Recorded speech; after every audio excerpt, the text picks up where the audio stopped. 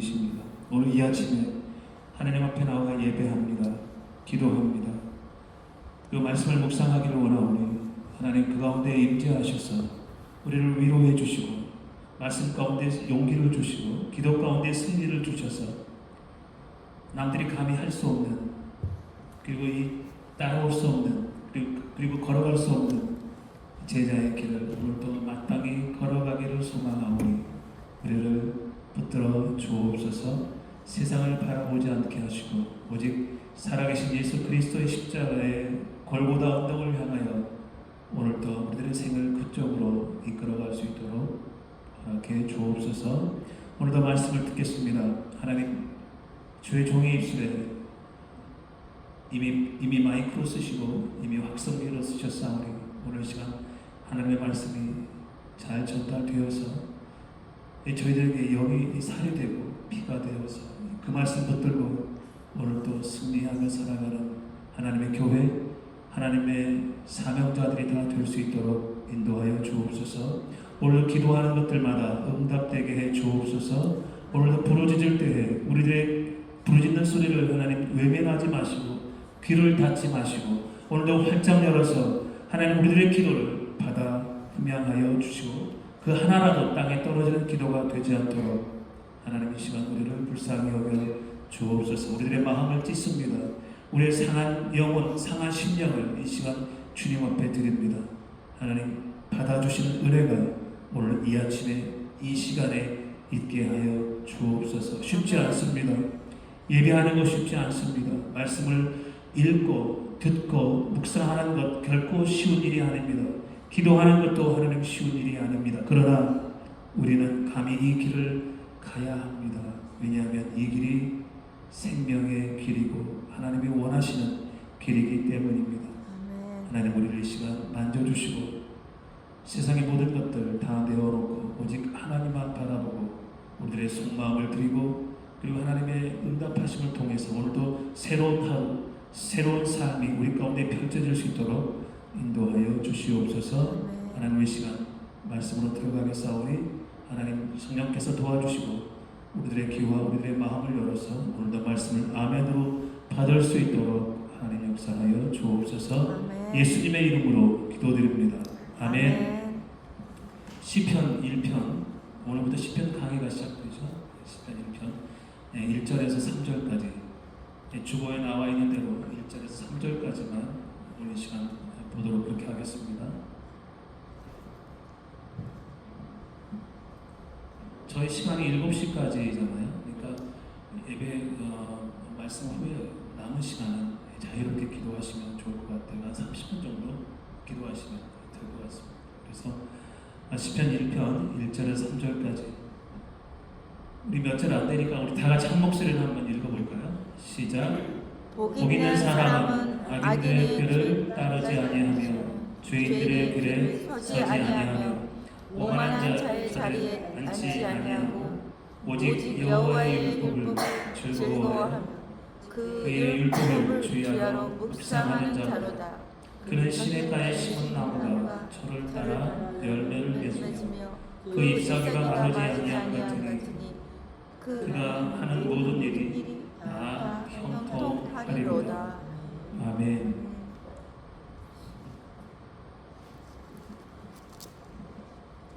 네, 오늘 아침부터 시편 강해가 시작됩니다.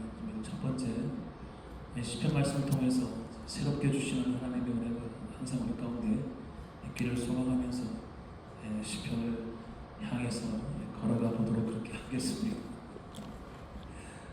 여러분 시편은 총 5권으로 나뉘어져 있습니다. 작지 않아요. 150장이 풀려있고 우리가 알다시피 다윗을 쓴 저자는 시편을 쓴 저자는 물론 다윗이 중심으로 되어 있지만 여러 명이 나뉘어서 각 장들을 소개하고 있습니다. 우리는 시편을 보는 동안 각 장들을 살펴보면서 과연 어떤 하나님의 저자, 어떤 사람을 통해서 이 시편을 기록하고 그 시편 안에 들어있는 하나님의 새롭게 주신 은혜를 경험할 수 있을 것입니다. 그래서 오늘 새벽부터 시편의 제1권 1편부터 41편까지가 일본으로 5권 중에 일본으로 그렇게 나뉘어져 있습니다. 시편 1편과 2편은 시편 전체의 서론입니다. 그래서 이 두 편을 제외하고 다윗이 제1권은 기록하고 있는 것을 보게 되죠. 함께 시편으로 가보겠습니다. 여러분, 아주 오래전부터 루터는 시편을 작은 성경이라고 불렀습니다. 그리고 칼빈은 영혼의 해보도라고 말했습니다. 그리고 우리가 잘 아는 스팔전은 영혼의 보물창고라고 평가한 바가 있습니다. 이런 평가 안에는 성경 전체의 핵심인 창조, 죄, 구원, 믿음, 소망, 그리스도가 담겨져 있습니다. 그리고 또한 우리 인간의 기쁨과 슬픔과 두려움, 회개, 감사, 인간의 모든 감정이 들어있기 때문입니다. 그런데 이 모든 감정들을 하나의 찬송집으로, 기도집으로 엮여 있어서 우리가 시편을 보는 동안 우리에게 찬송으로 다가올 것이고 우리에게 기도로 다가오게 될 것입니다. 그래서 찬송이 무엇인지, 기도가 무엇인지 이것을 배움을 통해서 좀 더 그리스도 앞으로 더 성숙된 인격으로 다가가고자 하는 것입니다. 시편 전체가 사실은 이게 언제 끝날지는 잘 모르겠지만 저는 성령께서 도와주시리라고 이렇게 믿습니다. 아멘. 아멘. 오늘 새벽에 함께 묵상해야 할 주제는 제가 말씀드린 것 복 있는 사람입니다. 복 받은 사람이 아니라 복 있는 사람에 대한 이야기입니다. 우리 복 너무 많이 받고 싶고 복 좋아하잖아요. 복 받기를 원하지 복 있는 사람으로 살아간다 그렇게 원치 않습니다. 그리고 시편 1편은 복을 받으려면 하나님 앞에서 이렇게 우리의 믿음의 삶을 드려야 돼 라고 하는 복을 받기 위한 가르침이나 방법이 아니라 이미 복이 와 있는 사람, 복을 품고 있는 사람, 하나님이 주신 복 안에 이미 들어와 있는 사람이 하나님과 세상 앞에서 어떻게 사는 것이 마땅하고 인생의 길이 어디로 향해 있어야 지속적인 하나님의 복을 지켜갈 수 있는지, 현재 살고 있는 자신의 삶을 계속해서 뒤돌아보고 확인하라. 이 말씀을 오늘 본문은 하고 있습니다. 어떻게 이게 우리에게 교훈을 주고 있다라고 할 수 있죠. 우리가 2월 마지막 주 설교 때 새로운 출발이라는 제목으로 아브라함에 대한 믿음에 대한 이야기를 할 때 제가 이런 얘기를 했습니다. 아브라함이 받은 복의 실체는 제가 무엇이라고 했는지 기억하십니까? 복의 실체는 그리스도. 그 그리스도를 소유한 자들이 이미 복이 있는 사람, 세상이 말하는 그런 복이 아니라 차원 높은 복을 누리고 살아가는 사람들, 그들은 바로 세상이 준 복을 가지고 누리는 사람들이 아니라 그리스도를 소유한 사람들, 이 사람들이 차원 높은 복을 누리며 살아가는 사람이라고 말씀을 드렸습니다. 생각해보면 아무리 세상이 주는 복으로 채우고 또 채워도 그 안에 그리스도가 없으면 아무 소용이 없다는, 가진 것은 많지만 누리고 싶지만 그리고 그렇게 누리며 살아가지만 그러나 그들의 삶은 전부 헛된 인생, 허무한 인생이 된다라고 말씀을 드렸습니다. 그래서 조금 없어도, 조금 부족해도, 좀 인생이 좀 답답해도 그 안에 그리스도만 계시면, 그리스도가 그 안에 들어와 계시고 우리가 그리스도만 소유할 수만 있다면 오늘 본문에서 말하는 복 있는 사람으로 살아가는 은혜가 있다라고 하는 것입니다. 이런 의미에서 우리는 복 있는 사람들입니다. 아멘. 아멘이죠. 우리는 이미 복 있는 사람이에요. 복을 달라고 기도하지 말고 복 있는 사람으로 살게 해주십시오.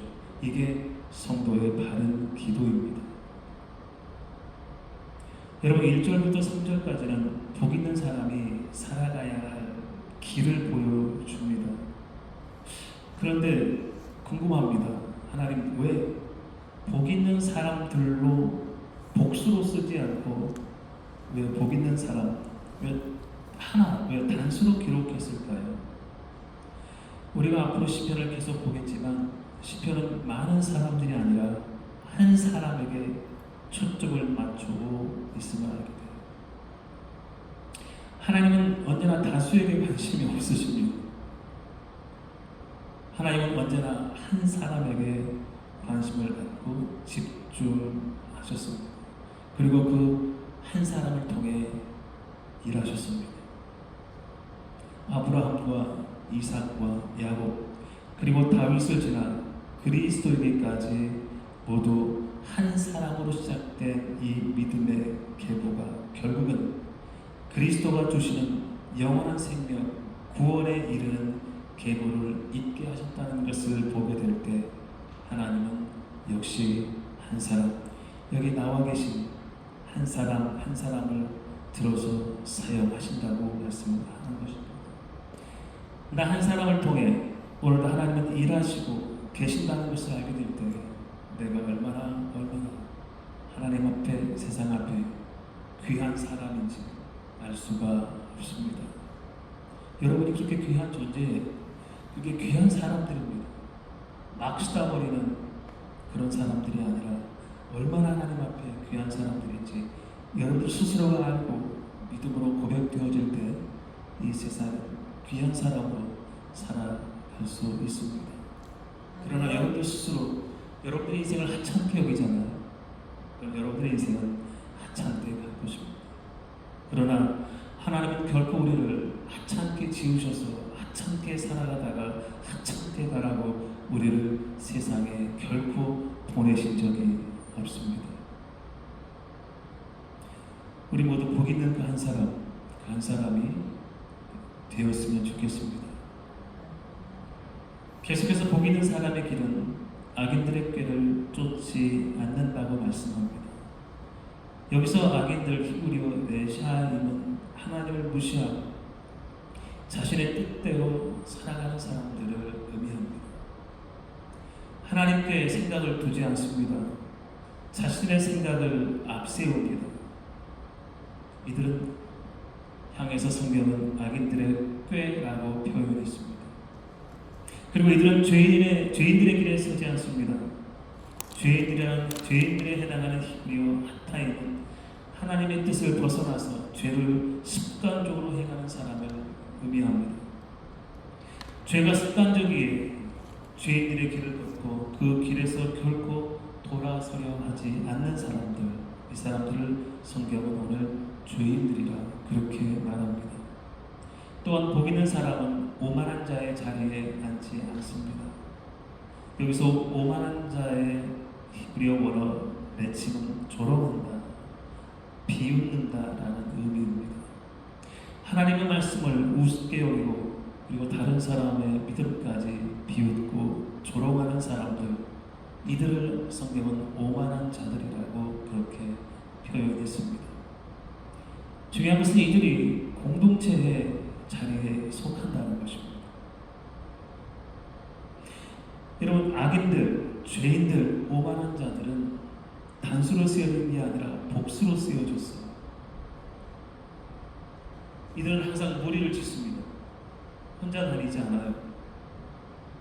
그래서 이 내 편으로 편을 갈라 당을 짓습니다.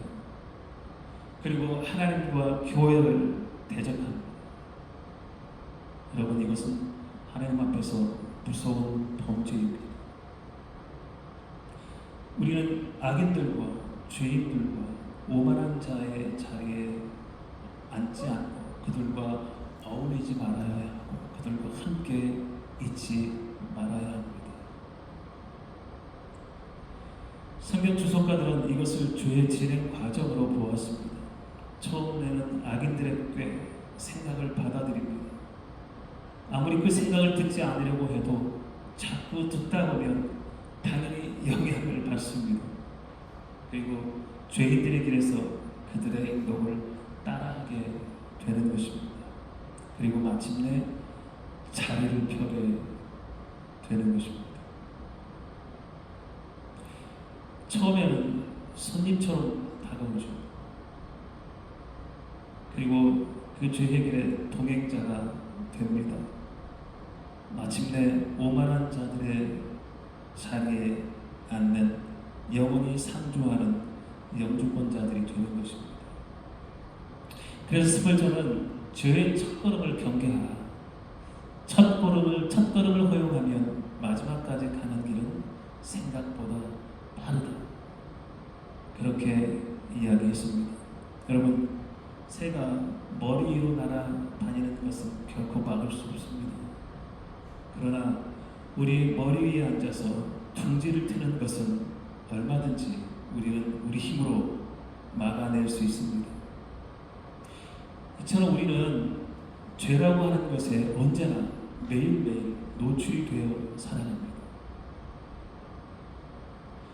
하나님의 말씀 안으로 우리의 몸을 숨기지 않는다면 언제나 죄는 우리를 공격할 것입니다. 죄는 우리 힘으로 이길 수가 없어요. 우리 힘으로 이기도록 그렇게 만들지 않았습니다. 하나님의 말씀 안으로, 하나님께 주신 믿음 안으로 자꾸 우리들의 몸을 숨기고 그 아래에 머무리려고, 그 자리에 앉으려고 우리가 애쓰고 수고하고 드리지 않는 이상 우리는 언제나 죄에게 넘어질 수밖에 없는 그런 사람들이라고 하는 것입니다.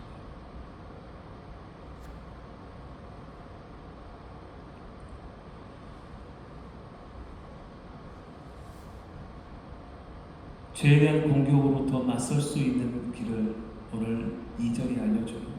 여러분 2절을 보십시다. 2절 한번 같이 읽어볼까요? 오직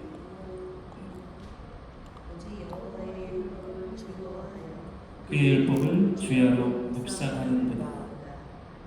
여호와의 율법을 즐거워하고 그의 율법을 주야로 묵상하라. 이게 우리를 죄의 길에 빠지지 않도록 우리를 도와주는 하나님의 말씀입니다. 오직 여호와의 율법을 즐거워하여 그의 율법을 주야로 묵상하라. 이것이 바로 오늘 시편 1편에서 말한 복 있는 사람이 걷는 길입니다. 이 말씀은 하나님의 말씀에 대한 성도들이 어떻게 반응을 해야 하는지 성도에 대한 자세라고 우리는 말할 수 있습니다. 여기서 여호와의 율법을 즐거워하여, 이 즐거워하여는 히브리어 히페초라는 단어입니다. 이 말은 기뻐합니다. 즐거움을 느낀다라는 뜻도 있지만 마음을 둔다, 깊이 원한다라는 의미도 함께 가지고 있습니다. 이 말은 단순히 내가 하나님의 말씀을 읽으니, 들으니 즐겁다 정도가 아니라 하나님의 말씀이 내게는 기쁨이 되되 가장 큰 기쁨이 되며 그 기쁨의 말씀이 내 마음에 머물고 있다. 그리고 그 하나님의 말씀은 내 안에 머무르는 대상이다 라고 하는 말씀을 갖고 있어요. 복 있는 사람은 기쁨과 즐거움을 세상 가운데 두는 것이 아니라 하나님의 율법 안에, 그리고 그 율법 안에 머무르는 삶을 살게 되는 것을 기뻐하고 즐거워한다라는 말인 것이죠. 우리가 하나님의 말씀이 부담으로 다가올 때가 있습니다. 그럴 때 있지 않는가요? 하나님의 말씀이 자꾸 내게 부담으로 다가오는 건 언제냐면 자꾸 하나님의 말씀이 왜 나한테만 이렇게 찌르지라고 혹시 그런 어떤 걸 받아보신 적은 없으신가요? 말씀을 읽다 보면 갑자기 이거 나 아니야? 이렇게 생각할 때가 있죠. 그럴 때는 두렵지만 이 말씀을 그냥 덮고 싶은 부담감이 올 수도 있습니다. 어떤 사람이 생이 너무 힘들고 어렵고 그리고 고생스럽고 도저히 살아갈 용기가 없어서 안 되겠다, 어디 해야 되고 얘기를 할 데가 없으니 하나님의 말씀을, 성경을 가지고 성경을 가지고 내가 한 번에 성경을 펴서 한눈에 들어온 말씀대로 해야겠다. 그렇게 하고 성경을 앞에다 놓고 성경을 딱 폈는데 가장 먼저 눈에 들어온 성경이 어디였냐면 유다가 목매다가 죽은 장면이었어요. 이거 싫어합니다. 그래서 성경을 덮었다.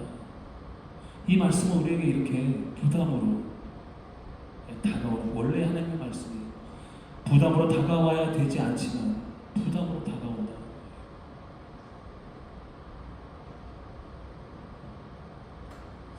여러분은 하나님의 말씀이 부담으로 다가오시지는 않죠. 그 하나님의 말씀을 즐거워해요. 하나님의 말씀을 기뻐해요. 그게 저와 여러분들이 말씀에 대한 자세입니다. 죄는 하나님의 율법 아래 언제나 있습니다. 복 있는 사람은 그의 겉사람이 아니라 속사람이 하나님의 법을 즐거워합니다. 그러기에 우리는 죄를 이깁니다.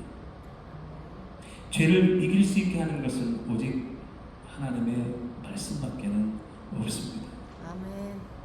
그리고 그 말씀이 저와 여러분을 자유케 하고 그 말씀이 저와 여러분을 죄로부터 이기게 하는 강력한 핵과 같은 무기가 되는 것입니다. 여러분, 다음 묵상입니다. 오직 여호와의 율법을 즐거워하여 그의 율법을 죄로 묵상하는 자다. 여러분이 묵상은 잘 들으셔야 되는데, 묵상은 히브리어에 보면 하가라는 동사 원형입니다. 생각한다, 대회인다, 그런 의미를 가지고 있습니다. 그런데 재밌게도 이 하가는 여러분 이사야 31장 4절에 보면 사자가 자기의 먹이를 움켜쥐고 빼앗기지 않기 위해 으르렁거린다는 말씀이 있는데, 이 하가는 으르렁거린다의 이 말도 같은 의미로 썼어요. 그리고 이사야 38장 14절에 보면 비둘기같이 슬피 운다, 이 슬피 운다에도 똑같은 하가라는 단어를 썼어요. 그러니까 묵상이라는 말은 무슨 말입니까? 으르렁거린다, 슬피 운다, 같은 의미의 단어입니다. 말씀을 묵상하는 것은 으르렁거리고 그리고 슬피 우는 것처럼 조자 자꾸 되씹고 되뇌이고, 그리고 그것을 내 마음에 두기 위해서 싸우고 투쟁하고, 두기 위해서 계속해서 쪼고 또 쪼는 그런 행위를 우리는 묵상이라고 말을 합니다. 소가 풀을 먹을 때 계속해서 풀을 되새김질하듯 계속해서 하나님의 말씀을 되씹고 또 되씹어야 그 말씀이 우리에게 영양분이 되어서 죄와 싸울 때에 그 힘을 공급받아서 죄를 이길 수 있다, 그런 말입니다. 저는 옛날부터 교인들에게 말씀을 읽어야 한다고 권면하지만 그것보다 더 중요한 것은 말씀 한 절 한 절에 대한 묵상을 더 많이 하라, 그렇게 저는 권면합니다. 여러분, 성경을 한 번 읽었다, 두 번 읽었다, 10독했다, 20독했다, 횟수가 무엇이 그렇게 중요한 것입니까? 횟수가 중요한 것이 아니라 한 구절의 성경 말씀이 머무를 때 그 말씀이 지금 나에게 무슨 깨달음을 주시는지, 그리고 그 말씀이 내게 내 인생에 어떤 변화를 경험하게 하는 말씀인지, 그리고 하나님의 말씀을 통해 그분이 내게 무엇을 원하고 있는지를 한 구절의 말씀을 통해서 듣게 될 때 그 한 구절의 말씀이 그 사람을 변화시키고 하나님의 사람으로 쓰십니다. 우리가 잘 아는 대로 젊은 한 수도사였던 루터를 변화시킨 이것은 새로운 그 당시의 철학이나 신학이 아니라 신념이 아니었습니다. 오직 로마서 1장 17절 이 한 절의 말씀이 루터를 종교개혁으로 이끌어간 거죠. 오직 의인은 믿음으로 말미암아 살리라, 이 한 구절의 말씀이 루터를 변화시킨 강력한 핵과 같은 말씀이었다. 이 한 절의 말씀에 무너져 교회와 역사를 바꾼 유명한 일화를 우리에게 전해주고 있지 않습니까? 여러분, 말씀은 읽고 덮는 책이 아니라 자꾸 입으로 되뇌이고 마음으로 되새기며 삶으로 살아내는 것입니다. 그래야 그 말씀이 내게 능력이 되는 것입니다. 그래서 복 있는 사람은 말씀을 읽는 사람이 아니라 말씀과 함께 살아가는 사람이라고 오늘 성경은 저와 여러분들에게 가르쳐 주지 않습니까?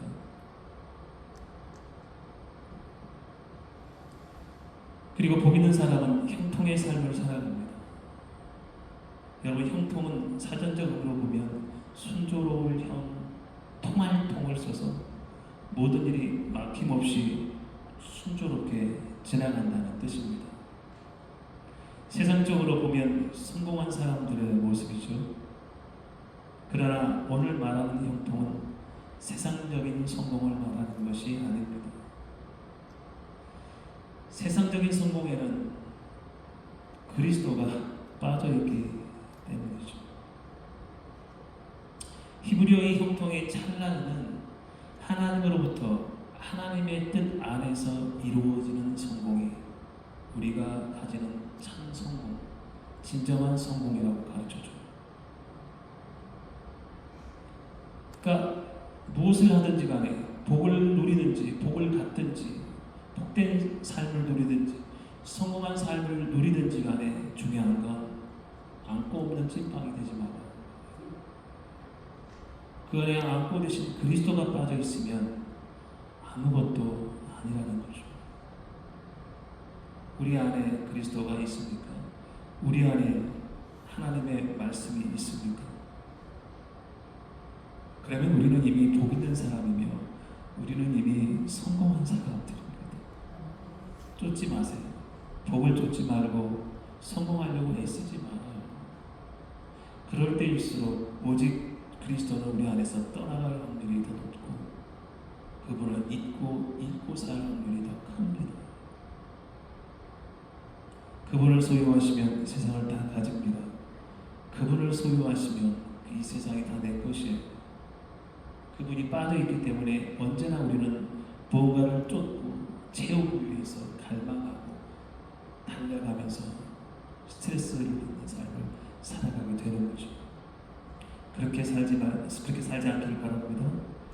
그럼 마지막 창세기 39장을 보면 여호와께서 요셉과 함께 하심으로 그가 형통한 자가 되었다라고 기록했지만 잘 보세요. 이 말씀을 했을 때 요셉은 그 당시에 노예로 살았던 노예 신분이었습니다. 그리고 나중에는 감옥에도 있었습니다. 세상 기준으로는 성공한 삶이 아니었지만 성경은 그를 향해서 형통한 사람이라고 그렇게 부릅니다. 그 이유는 뭐냐면 이미 비록 노예의 신분으로 감옥의 신분으로 감옥에 그렇게 살았지만 그러나 그가 하나님의 뜻 안에서 하나님의 삶의 목적대로 그의 삶을 드렸기 때문에 성경은 요셉을 형통한 사람이라 그렇게 평가했습니다.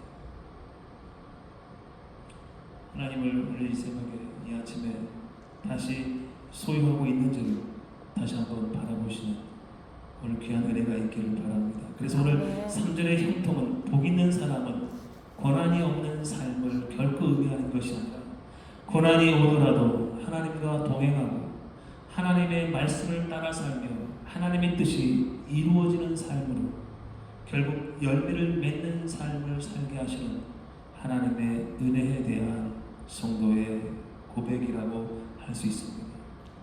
복 있는 사람은 하나님께서 형통으로 이끄십니다. 형통의 길로 인도하십니다. 하나님만이 형통의 삶을 살게 하실 수 있습니다. 하나님 밖에서는 결코 성도의 형통은 없습니다.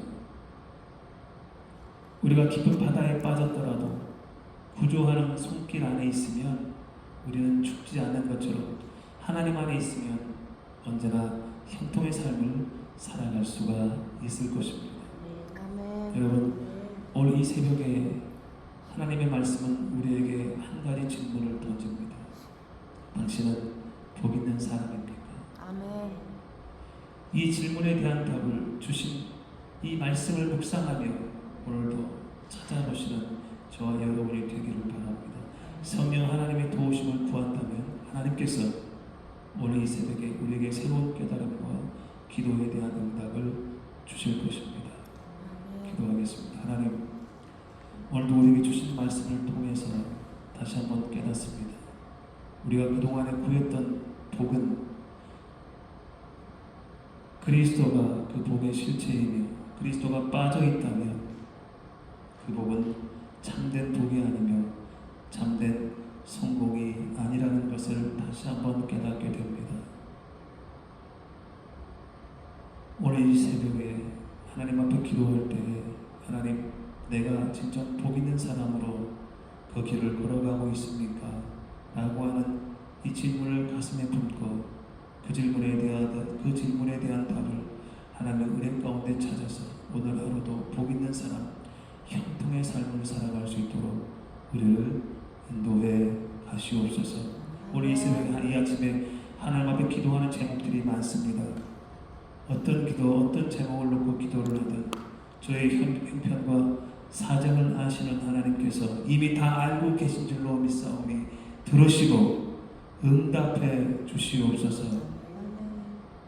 저희들의 삶이 공고하지 않도록, 저희들의 삶이 피곤치 않도록, 사람과의 관계에서 깨어지지 않도록, 그리고 누군가의 삶 가운데서 내쳐지지 않도록, 그리고 가정에서 소외되지 않고 외롭게 홀로 되지 않도록, 그리고 건강의 고통 가운데서 하나님께서 치유하실 수 있도록 오늘 이 새벽 마음껏 우리의 기도에 응답하시고 마음껏 우리의 기도를 흠양해 가시옵소서.